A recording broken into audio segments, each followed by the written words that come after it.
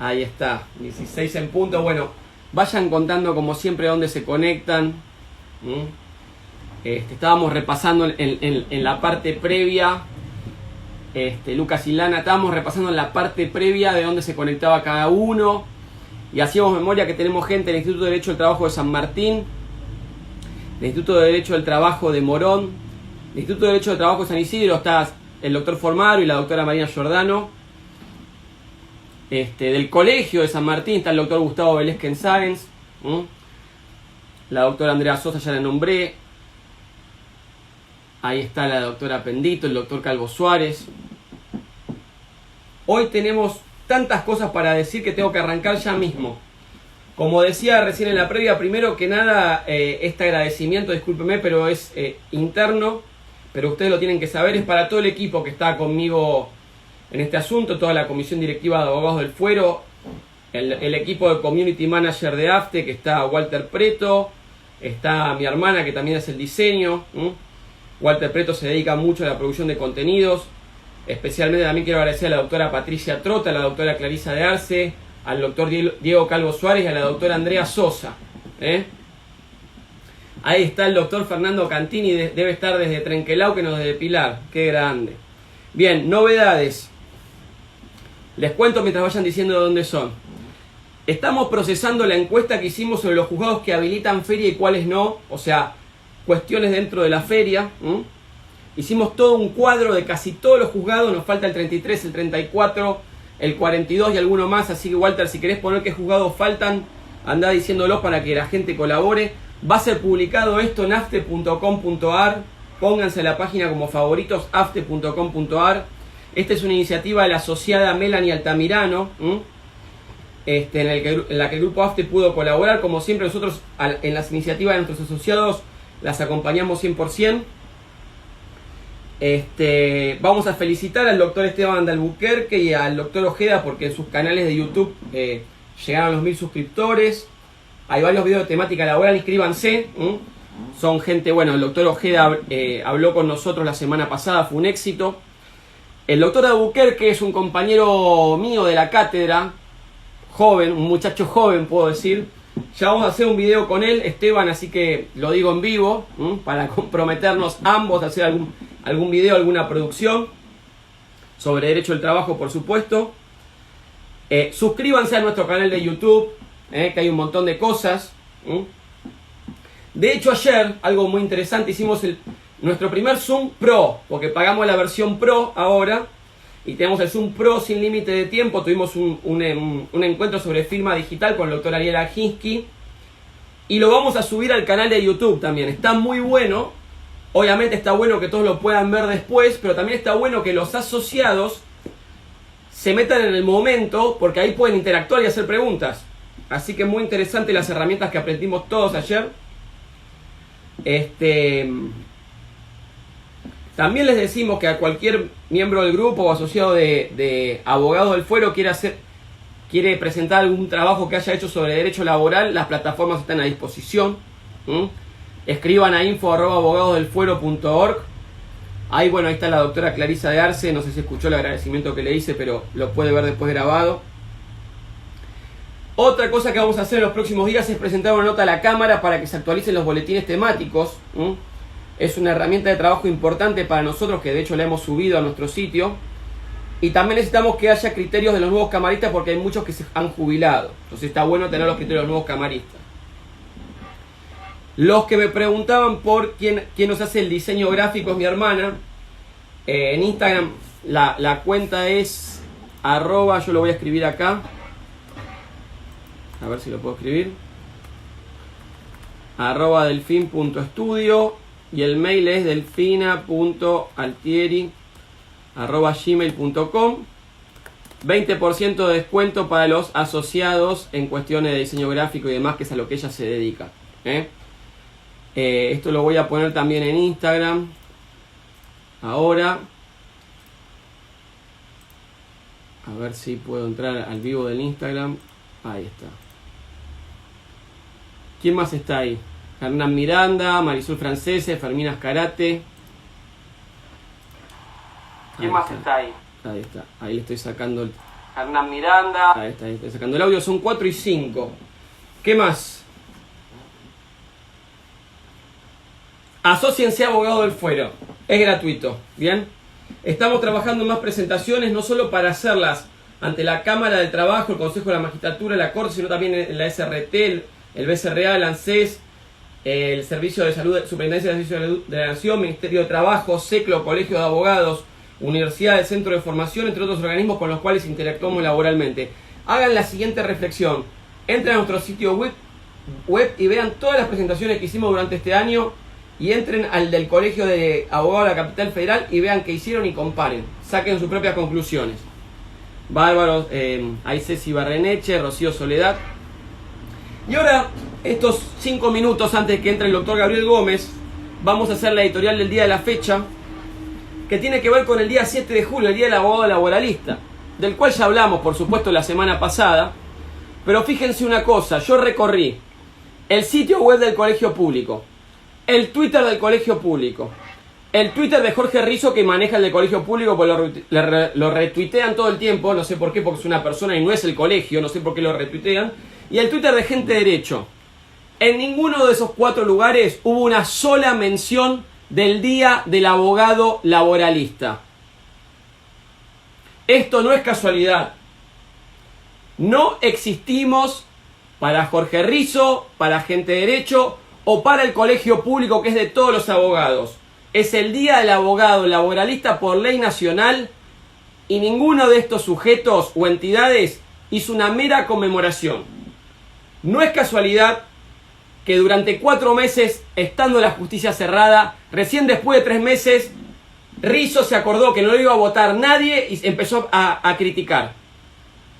Y presentó un amparo para ir al estudio jurídico, que los que no pueden acceder por ser actividad esencial, no pueden ir. Es una vergüenza, como dice ahí Ingrid. Ahora, ¿qué pasó? Presentaron este amparo, que le rechazaron la cautelar y la juez no dio la orden para volver a los estudios. Pero a diferencia de Jorge Rizzo, nosotros no nos vamos a burlar del fracaso del amparo, del fracaso parcial o fracaso total, porque es un fracaso para todos nosotros. Pero sí, acuérdense que Jorge Rizzo, hace 4 años, cuando nos rechazaron la vía de amparo por la crisis del fuero del trabajo, que la denunciamos hace más de 4 años, Jorge Rizzo festejó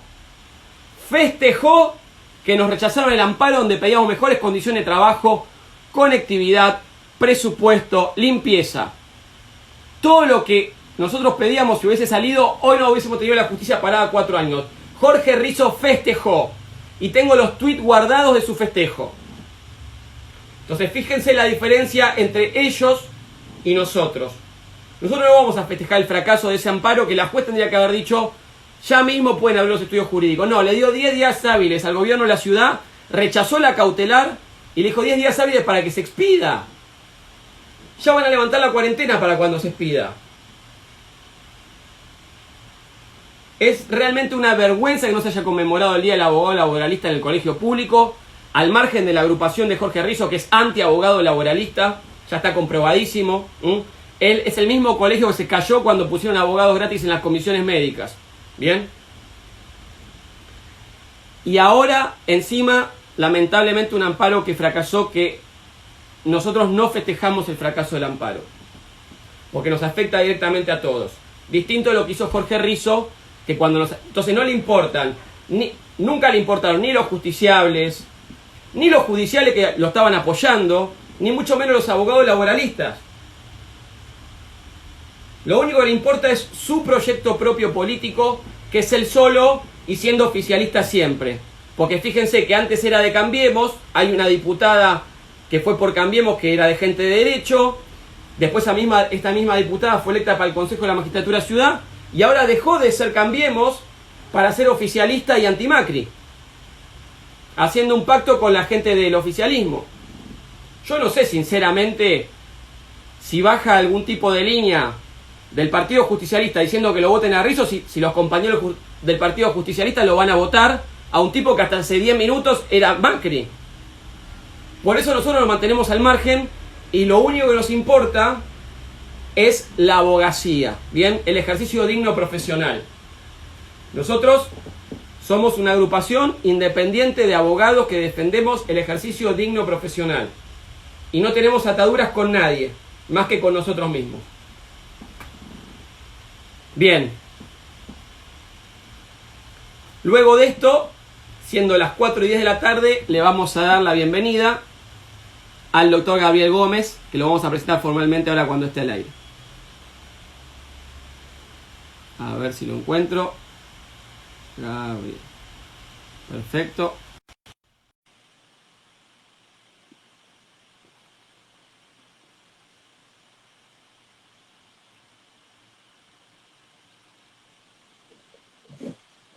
Ahora sí, doctor. ¿Cómo estás? Perfecto, ahí lo escuchamos fuerte y claro. Doctor Gabriel Gómez, le hago la presentación formal ahora sí. Bueno, en este ciclo de charlas en vivo tenemos el honor de tener presente al doctor Gabriel Gómez, juez del Tribunal del Trabajo número 2 de San Miguel. Ustedes saben que si bien la asociación tiene sede en la capital federal, nuestro grupo y nuestros canales son netamente federales. Hemos tenido jueces de Avellaneda, de Lanús, de San Martín, de la Justicia Nacional, de Avellaneda, y hoy tenemos el honor de tener con nosotros al doctor Gabriel Gómez, juez titular del Tribunal del Trabajo número 2 de San Miguel, que nos va a hablar de un tema que es muy útil para todos, porque casi todos los que estamos acá litigamos en la provincia de Buenos Aires, que es la interpretación de la prueba en el contexto de la nueva ley procesal. Doctor Gabriel Gómez, el micrófono es suyo, es un honor tenerlo con nosotros. Muchas gracias. Bueno, te agradezco mucho, Nahuel. En principio, agradecerte la posibilidad de compartir este espacio y de charlar un poco acerca de un tema que yo creo que no ha sido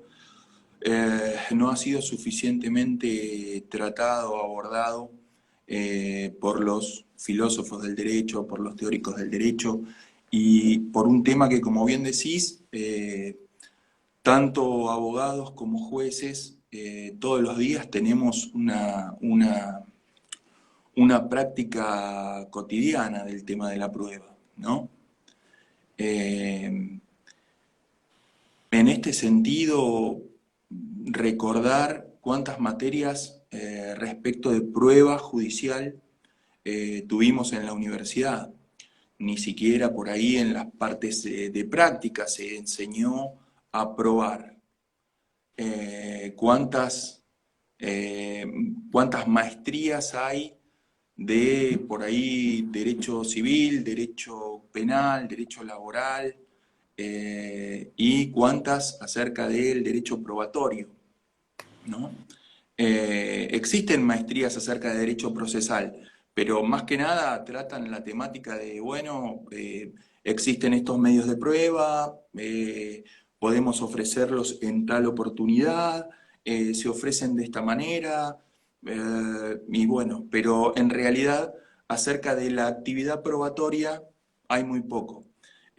Hasta hace poco tiempo había una sola maestría acerca de derecho probatorio que daba la Universidad de Girona y alguna otra más en conjunto, y en Colombia también algunos cursos de especialización, pero no conozco alguna puntual en nuestro medio, ¿no? En nuestro país. Y esto que se da en la universidad, que se da también en los cursos de posgrado, también la vivimos por ahí, la vivimos los jueces, la viven los abogados. Un abogado que posiblemente trabajó, investigó acerca de los hechos, habló con su cliente acerca de cómo probar determinados hechos,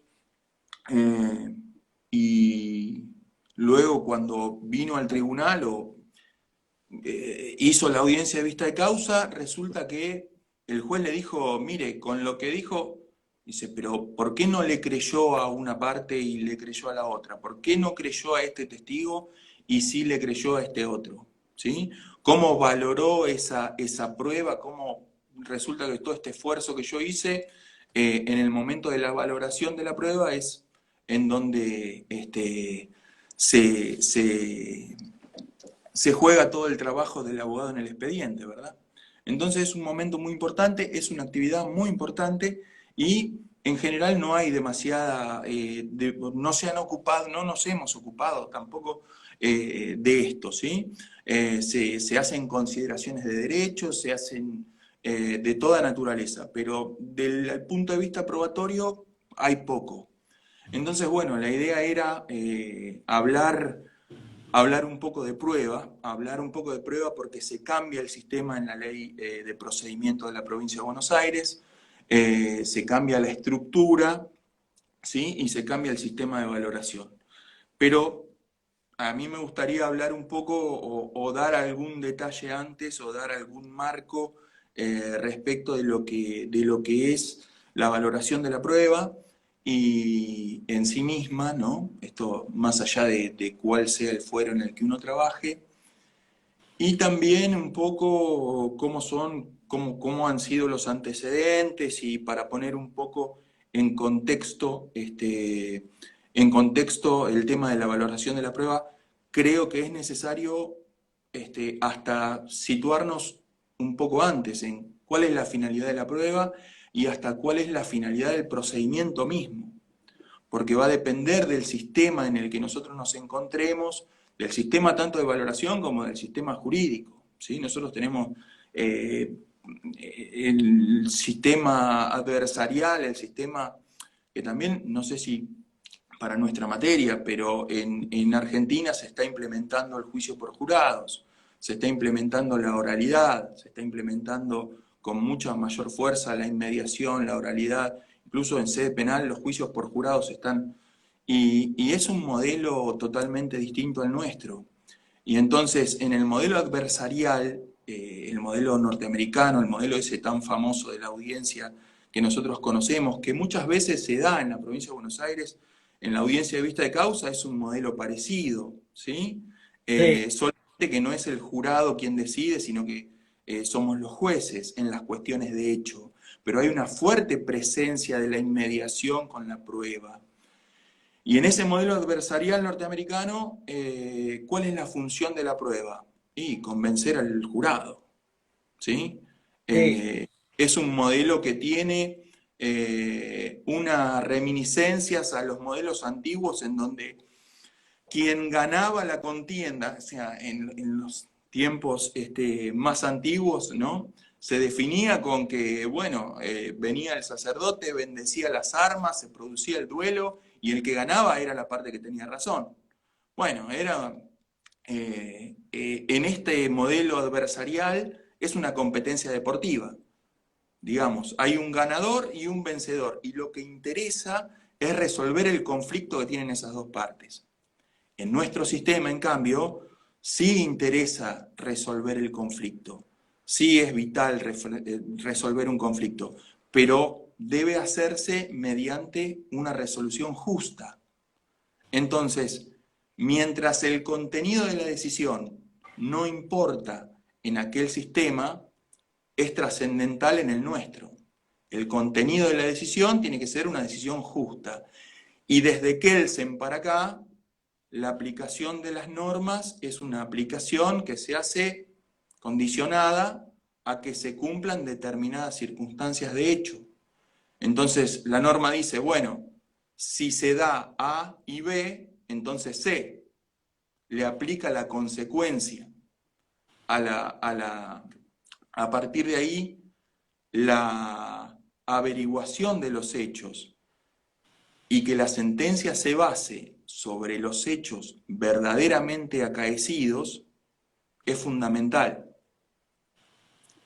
Mientras que en el proceso por ahí norteamericano el juez es un árbitro, acá el juez decide y tiene que decidir en forma justa. Es uno de los principales, principios que tiene nuestra república, ¿verdad? Entonces decidimos, o entonces concluimos que la finalidad de la prueba y la finalidad del proceso es averiguar la verdad de los hechos. Eh, una verdad que, si bien filosóficamente la verdad tiene distintas acepciones y distintas concepciones, hablamos de una verdad por correspondencia, como dice Michele Tarufo, como dice, bueno, Michele Tarufo, siguiendo a un filósofo polaco que se llama Tarski, hizo famosa una frase que dice que el enunciado "la nieve es blanca" será verdadero si y solo si la nieve es blanca. Es decir, tiene que haber una correspondencia entre los hechos planteados por el abogado en los enunciados contenidos en la demanda con la realidad del mundo exterior. Me hace Y lo acordar a pensamiento científico, el sí y solo sí, del claro, CBC del año 98. es es importante que la apreciación de la prueba, la valoración de la prueba, tiene que ver con ese pensamiento científico, porque tiene que ser un razonamiento explicable para las partes. No tiene que ser, hablamos al principio de la falta de preocupación en torno. Uy, a ver si cortó, a ver si se le cortó a él o a nosotros.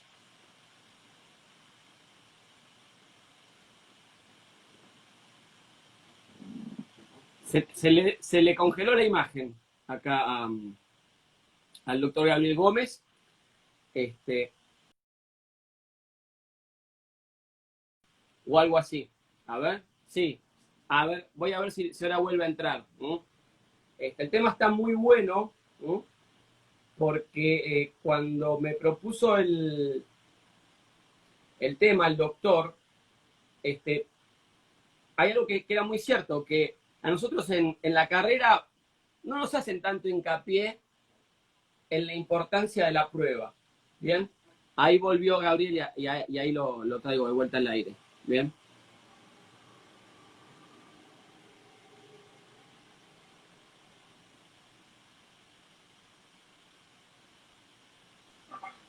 Ahora Ahí sí, volvió Gabriel, bueno, adelante. me voy a apurar porque tengo miedo de que se corte del todo. Escúchame, estábamos hablando, entonces, pueden ser por dos cosas. Una, o la valoración de la prueba es un tema muy, o la producción y la valoración es un tema muy fácil, es un tema muy accesible y no merece ser estudiado, Sí. o es un tema de absoluta discrecionalidad de los jueces y entonces por eso tampoco lo estudiamos. Yo creo que cualquiera de las dos soluciones a las que arribemos es peligrosa, es negativa.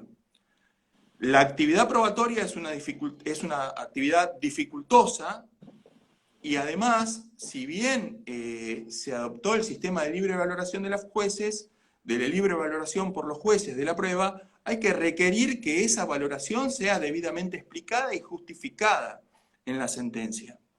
En ese sentido, nosotros tenemos en el sistema de la ley 11653, la Corte de la Provincia ha señalado en muchísimos casos que la valoración en conciencia que establece la 11653 no es la misma valoración que establece la ley nueva, la 15057, que establece también el procedimiento civil en cuanto a las normas de la sana crítica.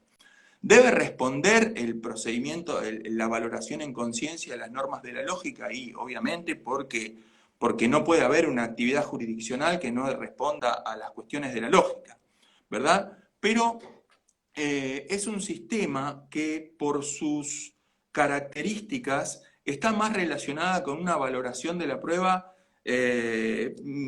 subjetiva, ¿sí? Una valoración más subjetiva de la prueba, hacia una concepción persuasiva de la prueba. Cuando yo empecé a trabajar en tribunales, en un tribunal laboral de la provincia de Buenos Aires, he escuchado a muchos viejos abogados y a muchos jueces decir, no, cuando el testigo entra y se sienta frente al estrado en la audiencia de vista de causa, yo me doy cuenta si miente o si no miente. Y eso lo hemos escuchado a muchas personas. Y hay muchos que critican el procedimiento laboral de capital porque dicen, no, mirá, ahí la audiencia testimonial te la toma un empleado, escribe, y el testigo, si miente o no miente, no es lo mismo que ante los jueces. Bueno, yo creo que eso es absolutamente erróneo. Porque si el hecho, yo hace 10 años que trabajo de juez en San Miguel y hace 20 que trabajo en el Poder Judicial. Si eso me hubiera dado algunas dotes de adivinación, y podría darme cuenta si la gente me miente o no me miente, bueno. He escuchado a muchos abogados decir, no, porque el testigo si tartamudea o si de alguna manera me miró a los ojos o miró para otro lado, haciendo de eso un punto importante en la valoración de la prueba. Si el testigo me miró o si el testigo no me miró, o si el testigo miró para abajo o si... Creo que estamos poniendo demasiado énfasis en el testigo y no en lo que el testigo dice. Por ejemplo, para hablar un poco de valoración de la prueba testimonial.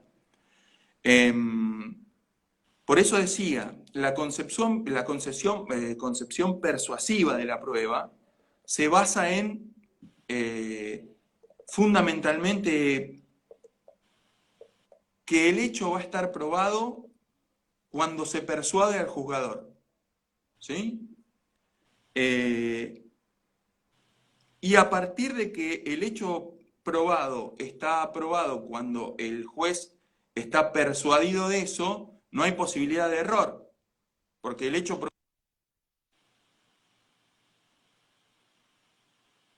Oh, se le corta. No sé qué pasará que se le corta.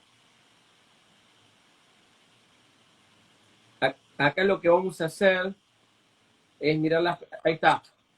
En la inmediación como para valorar la prueba. Entonces ahí voy a valorar si me mira, si no me mira, si se pone colorado. Pone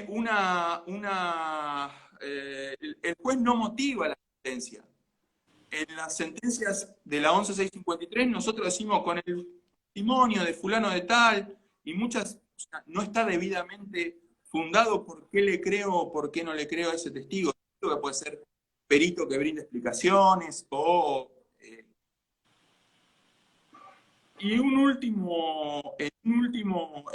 además de la falta de motivación y como consecuencia de la falta de motivación no hay recurso. ¿Por qué? Porque si el superior no estuvo en la audiencia de vista de causa y yo no explico por qué le creí a uno y al otro no le creí, entonces el abogado no va a poder plantear ningún recurso. Bien. Como contracara de esta concepción, a partir de la aplicación de las reglas de la sana crítica en el procedimiento nuevo, entiendo que se abre una puerta con la creación de las cámaras de apelación y con la apreciación de las normas de la sana crítica. Entiendo que se abre una puerta porque el hecho probado, a partir de ahora, va a ser considerado con una concepción racional. ¿Cuándo va a estar probado un hecho? No cuando esté convencido el juez, sino cuando existan suficientes elementos de prueba que conforme al estándar de prueba que tenga ese procedimiento, un estándar de prueba penal es superior a un estándar de prueba que tenemos en civil, que básicamente es la prevalencia de la prueba. Uno probó 51, otro probó 49. ¿Sí? Entonces, no va a tener que ver con el convencimiento, sino que va a tener que ver con los elementos de prueba y la corroboración de las hipótesis de la demandada y de la actora. En segundo lugar, la inmediación también va a existir en este nuevo procedimiento, pero la inmediación va a estar para que el juez pueda producir la práctica de la prueba, para que pueda controlar que se respeten las garantías y para que además pueda intervenir en la práctica de la prueba. Va a ser necesaria la motivación. Y ahí hay un rol fundamental de parte de los abogados en la posibilidad de recurrir un mal razonamiento. Si yo baso una norma de las máximas de experiencia, ¿cuál puede ser? Una máxima de experiencia puede ser, bueno, mire, se conoce que el asfalto, los días de lluvia, está más resbaladizo y entonces a partir de ahí el frenado se estira un poco. Bueno, esa es una máxima de experiencia válida en la cual yo puedo fundamentar una decisión. Ahora, tengo que explicarla.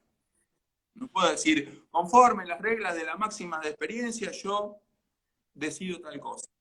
Bueno, ahí tiene que ver también un poco la parte de las exigencias por parte de los abogados. Entonces, va a haber una motivación más importante, ¿sí? Demostrar por qué las pruebas alcanzan al estándar de prueba requerido en esa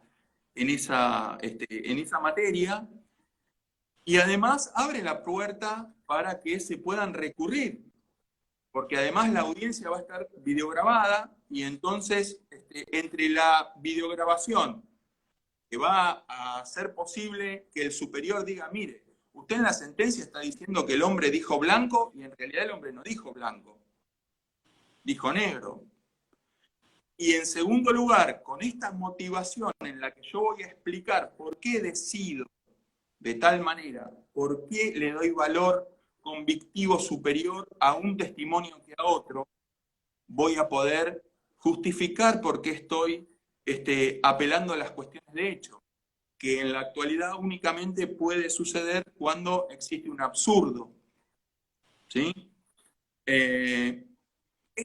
Por eso yo entiendo que la reforma produce un enfoque diferente y un enfoque que es más racional, ¿sí? Tiene que ver con el sistema más racional de apreciación de la prueba. Gabriel, ¿usted lo entiende mejorador del sistema anterior, esta reforma? Yo entiendo que sí, entiendo que tiene o sea, a ver, tiene distintos aspectos. En algunos aspectos entiendo que es mejor, en por ejemplo. Y entiendo que en algunos otros aspectos va a provocar que, no sé si el tiempo en la resolución de los juicios que se busca que se mejore, que sea más corto, yo no sé si eso va a lograrse, yo entiendo que no.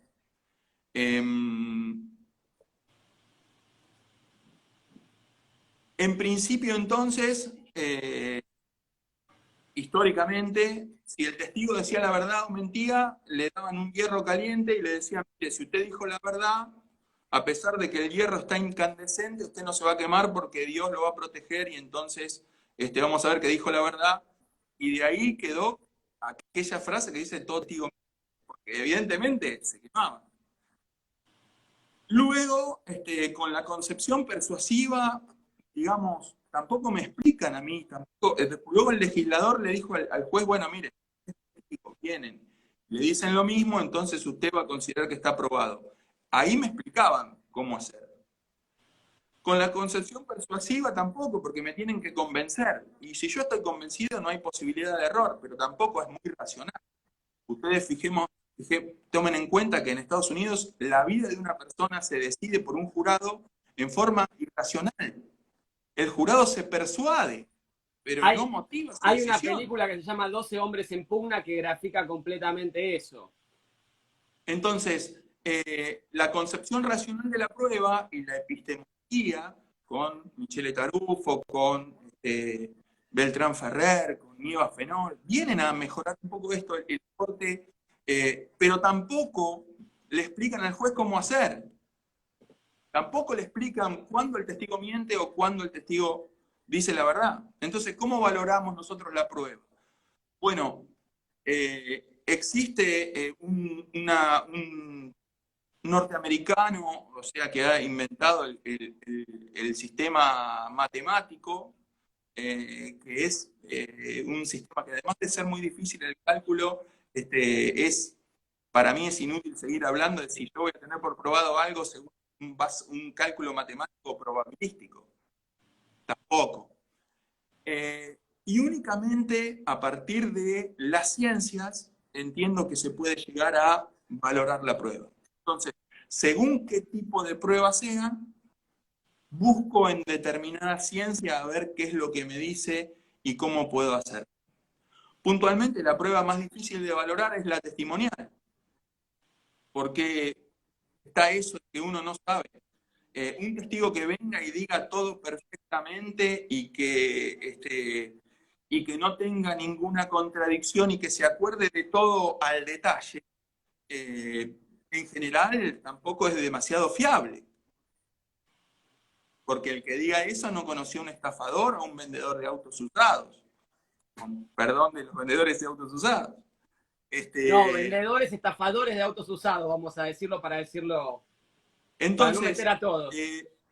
lo que se ha determinado de alguna manera es que, y ha crecido mucho, es una disciplina experimental de la psicología que se llama psicología del testimonio. Que si bien no es absolutamente certera, no hay certeza, pero nos brinda algunos elementos a tener en cuenta en torno a cuándo un testigo dice la verdad o cuándo un testigo miente, o de qué maneras debe hacerse el interrogatorio, o sea, o si debe haber un interrogatorio o debe dejarse el testigo que se explaye para que pueda de alguna manera la memoria se ha estudiado que tiene un proceso. Entonces, cuando uno empieza a ponerse en ese contexto, a acordarse hasta de las sensaciones que tenía en ese momento, Sí, empieza a va recordar activando cosas. circuitos de la memoria y va recordando más. Exactamente, exactamente. Sí. Entonces, un interrogatorio, como yo he escuchado cuando entré en tribunales, del juez que le decía, pero entonces usted lo conoce o no lo conoce, fulano, pero al final tal cosa, bueno, en principio le está dando información. Y después lo único que hace es que el testigo diga lo que uno quiere que diga. Y sí.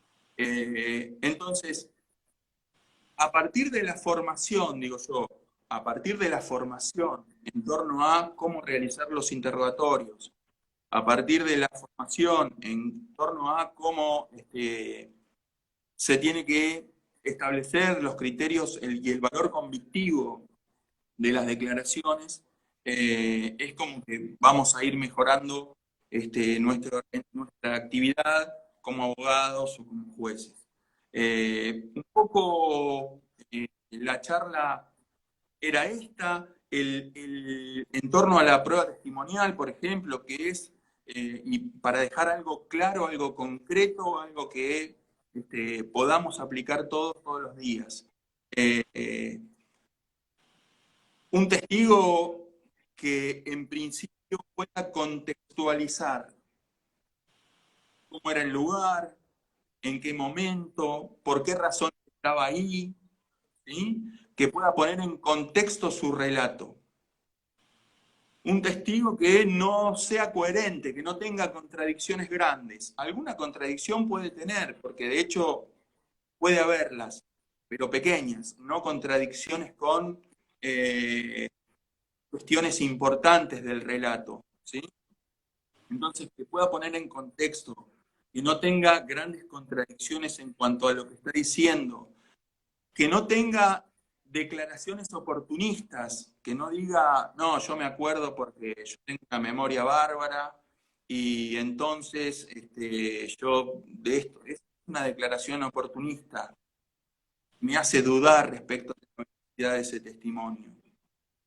Y que además sea corroborado por algún otro testigo o por algún otro medio de prueba, que me den elementos de prueba que me sirvan para apoyar esa declaración testimonial, es un testigo que medianamente dice la verdad. Bien, doctor. Me encanta el tema, tenemos mucha gente enganchada, más de 120 personas entre las dos transmisiones. Hay varias preguntas, ahí se me vino una de la doctora Clarisa de Arce, que es secretaria de la asociación, que dice, justamente por lo que usted decía, que primero hay que escuchar lo que dice y después lo que hace el testigo, es hasta qué punto analizan los magistrados lo que se entiende normalmente como comunicación no verbal del testigo. Es decir, cuando el testigo dice sí, no, ¿se entiende? Claro, entiendo y comento algo que me pasó a mí. Eh, en principio, o hace algunos años, yo le di o me dediqué a estudiar un poco la comunicación no verbal. Y confieso que uno puede caer en creer en esa cuestión, en esa... No, no sé decirles, no es ciencia, digamos, no está probado científicamente eso, pero tiene mucho sentido común. ¿Qué es lo que se le pide a los jueces? Bueno, que tengamos sentido común. Ahora, lo fundamental para mí es concentrarnos en lo que el testigo dice y no en lo que el testigo hace. En la comunicación no verbal del testigo no me baso. No basaría una decisión en el comportamiento no verbal del testigo, porque puede que el testigo esté nervioso, porque no está acostumbrado a estar dentro de un tribunal, y entonces posiblemente no mire para abajo y no me mire, y una de las reglas de la cuestión no verbal es que quien no mira no sé cuánto tanto por ciento a los ojos es una persona que miente, y puede ser que O que haga así, que la, se siente incómodo, pero la por ahí es persona incómodo el puede ser nerviosismo de tener tres jueces encima, exacto, ¿no? entonces la persona está incómoda porque está diciendo la verdad y sabe que con ese decir la verdad está perjudicando a su empleador, muy probablemente, y está incómodo entonces. Bien. Entonces, eso yo entiendo que debemos concentrarnos más en lo que el testigo dice y analizarlo de acuerdo a estos parámetros que por ahí yo muy por arriba doy, y no con el comportamiento no verbal del testigo. Bien, doctor, otro tema de prueba bien moderno, que son dudas que nos alcanzan los colegas, dicen, ¿hasta qué punto vale como prueba el WhatsApp, si sirve o no, y si ha tenido usted algún tema con prueba documental a través de WhatsApp en su tribunal o no, y cómo lo han resuelto? Nosotros no hemos tenido todavía respecto de prueba en torno a eso. Yo entiendo que la prueba electrónica es susceptible de ser periciado el teléfono. Es, para mí es plenamente válido. Más, por ejemplo, con los sistemas actuales, eh, una persona que pida una pericia, y con esto por ahí, no sé, pero se me ocurre, si el teléfono del que dice ser trabajador está todos los días, de lunes a viernes, en tal horario, situado en tal lugar, en donde el empleador tiene su establecimiento, la Geolocalización. prueba es una prueba perfectamente válida, si la Bien, relación laboral está desconocida. No, mire, este hombre vino una vez. Bueno, pero mire, acá me están diciendo el teléfono que este hombre estuvo presente permanentemente de lunes a viernes en tal horario, en tal lugar. Digo, es importante. Eh, muy interesante probar. Es un indicio más que sumado al resto forman la convicción, ¿no? exacto, sí, sí, es un indicio bastante fuerte, digamos, ¿no? Eh, Así que sí, yo todavía nosotros no hemos tenido puntualmente, pero sí, considero que es válida. Bien, hay otra que tiene que ver con, a ver si tiene algún criterio, si le pasó, que es con el tema del intercambio epistolar. Hay algunos magistrados que consideran que si el trabajador notifica hoy a un domicilio de una empresa que no es esencial y está cerrado por pandemia, no lo consideran notificado. Dice que el trabajador tendría que arbitrar los medios, inclusive hasta para mandarle el TCR a la casa del empleador, si, buscándolo por Gnosis o por otro lado.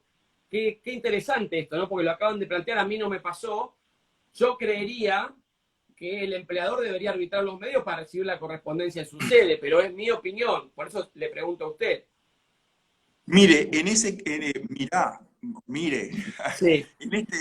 mirá, Nahuel, nosotros no hemos tenido ninguna cuestión así, pero la realidad, y se me ocurre, que como cuando uno vive en un lugar alejado, en donde uno conoce que el correo no llega, que el correo tiene problemas, tiene la carga a veces, fijarse si le ha llegado alguna comunicación, en este mismo sentido, y más cuando se trata de un empleador que tiene que recepcionar su correspondencia, entiendo que hay elementos como para considerar válida esa notificación. De cualquier manera, no es una respuesta realmente... tendría que analizar las cuestiones puntuales de cada caso, ¿verdad? Pero entiendo que hay elementos como para considerar que, así como hay una carga en quien remite, también hay una carga del receptor. También existe una responsabilidad de quien tiene que recibir. De hecho, cuando se notifica en el domicilio legal de una persona jurídica, ahí se considera que está notificado, a pesar de que la persona jurídica no está domiciliada en ese lugar hace años. ¿Sí? Perfecto. Acá otra bien moderna que nos hace pensar así en voz alta, que es, ¿qué pasa con la comunicación de despido por correo electrónico, por ejemplo, del empleador al trabajador? No es, Eh, es medio fehaciente, no lo es como el despido verbal, ante despido verbal aclare, ante despido por correo aclare. el asunto, sería, nosotros como eh, magistrados o funcionarios del Poder Judicial tenemos un email oficial y tenemos una carga de recepción de los emails que nos lleguen a ese correo oficial. ¿Por qué? Porque, bueno, si la Corte presupone que lo que me mandó yo me notifiqué y tengo la carga de entrar ahí todos los días para ver cuáles son las notificaciones que me mandaron. En el caso de un trabajador común que tenga un mail particular y que no tenga la carga de ingresar ahí, yo no sé en cuándo entró en la esfera de conocimiento del trabajador, a ciencia cierta. Es Porque más no sé si difícil. entró en ese email o tiene 20 casillas y qué sé yo, y en ese no. La verdad que también sería una cuestión de prueba también, porque sería una cuestión de prueba el hecho de que demostrar que el trabajador ingresó en su casilla de correo y la ley es anterior a todo esto y dice solamente que tiene que ser por escrito y el correo electrónico está escrito. Bien, acá está conectado el doctor León Piasex, es presidente de abogados laboralistas. Pregunta, interesante también, cuando habló de geolocalización, si la SUBE estuviera personalizada, es decir, si tiene titularidad, ¿la tomarían como una prueba más de que el testigo se trasladó de un lugar a otro, por ejemplo? O, por ejemplo, decía que era repartidor para este y recorría por todos lados, ¿no? Se condice el remito con la SUBE. Claro, o sea, es perfectamente válido eso. El tema es, eso desafía el ingenio de los abogados a la hora de tener que probar estas cuestiones. Si yo digo que soy repartidor de una empresa X y mi teléfono está en todos los locales que son clientes de esa empresa, bueno, o sea, evidentemente que estoy teniendo un elemento de convicción importante. Bien. Una más, doctor, aprovechando su sabiduría y su experiencia. Acá Palermo Abogada desde Instagram dice, desde su punto de vista, y seguramente lo puede hablar con libertad porque algún caso lo ha tenido en el tribunal, ¿cuáles son las pruebas que ustedes como magistrados toman más fuertes para acreditar los temas de mobbing? Claro. Los temas entiendo que puede haber todo tipo de prueba que acredite eso. ¿Por qué? Porque puede haber una diferencia de salario ante por ahí la misma tarea, puede haber. Nosotros puntualmente hemos tenido algún caso y la testimonial también fue la prueba definitiva. Pero eso no quiere decir que no se pueda probar por otro medio de prueba. Eh, Yo creo que el desafío nuestro y de todos, de los abogados y de los jueces, es estar permanentemente actualizándonos y viendo de qué forma podemos llevar adelante la tarea, ¿no? En el caso de nosotros, bueno, ustedes lo plantean y ustedes plantean las pruebas, pero ustedes ofrecen las pruebas y producen las pruebas. Pero es importante ante el cambio tan rápido, el hecho de estar eh, permanentemente actualizados con eso. Bien, acá hay una pregunta que un poco se respondió, ya estamos con lo último, pues son y 51, que dice una colega acá en Instagram, si en el caso de despido comunicado por WhatsApp es válida la notificación. Sí. Bien, yo entiendo que sí, en parte, pero a ver, no es ahí hay un poco más de certeza respecto del mail de cuándo le llegó, pero va a estar sometido a una pericial, ¿o no? ¿Usted qué opina, doctor? El tema va a estar sometido a una perilla informática y incluso en ese caso se puede determinar hasta en qué momento abrió, en qué momento no solo que le llegó, igual en el caso de un medio tan instantáneo como el WhatsApp, quizás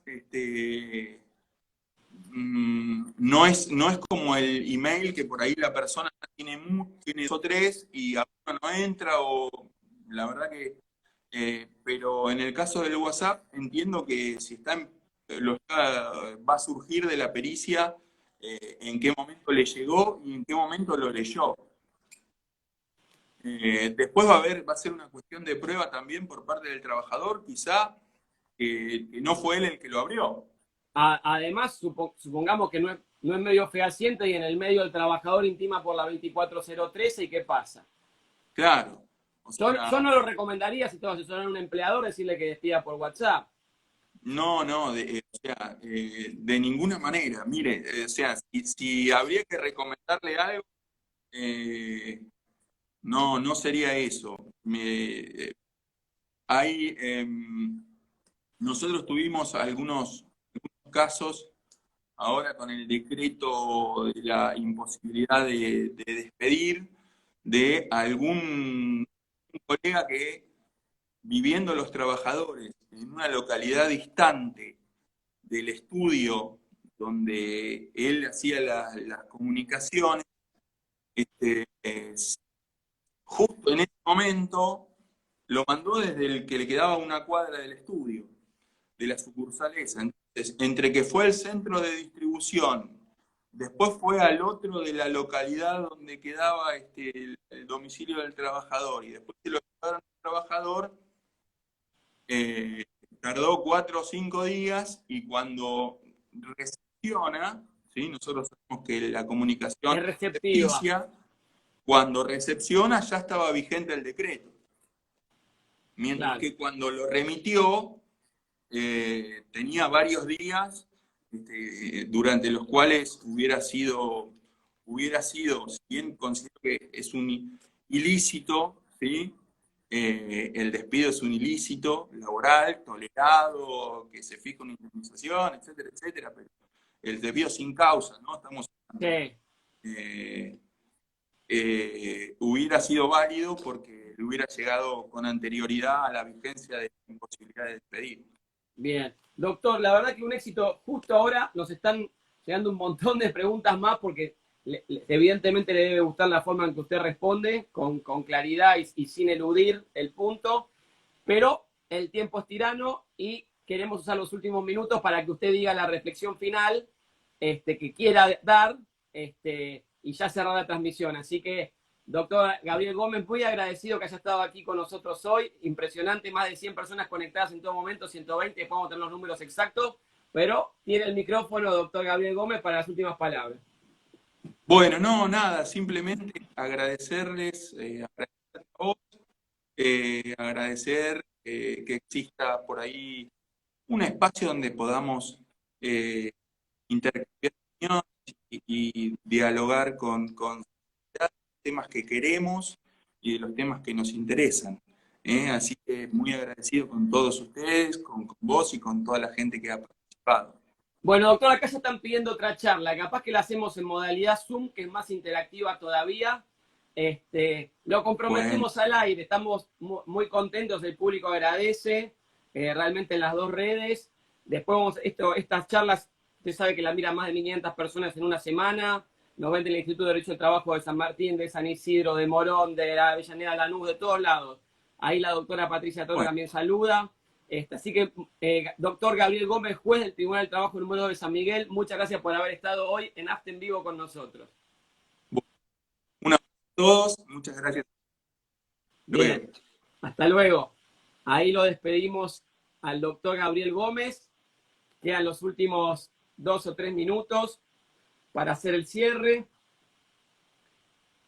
Acuérdense que el Colegio Público de Abogados y la gente que lo conduce no conmemoró el Día del Abogado Laboralista. Memoria a la hora de votar, queridos y queridas colegas. Semana próxima vamos a tener un Zoom con el doctor Nessi, director del SECLO, contando todo sobre cómo funciona el SECLO hoy, exclusivo para asociados. El que no está asociado, asóciese ahora, no pierda tiempo. Nuestra frase de despedida. En tiempos de engaño universal, decir la verdad se convierte en un acto revolucionario. Podrán robarnos las ideas, pero nunca la creatividad. Y que Dios nos bendiga a todos. Esto fue AFTE en vivo, miércoles 15 de julio de 2020. Mi nombre es Nahuel Altieri, somos la Asociación Abogado del Fuero. Muchas gracias a todos. Los quiero, nos vemos el miércoles que viene.